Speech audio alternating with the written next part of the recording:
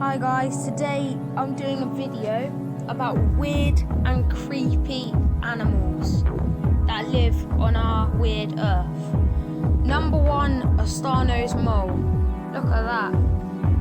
Jeez, it's weird, huh? Number 2, an eye. I'm pretty sure these live in jungles and they kind of look like witches of an animal.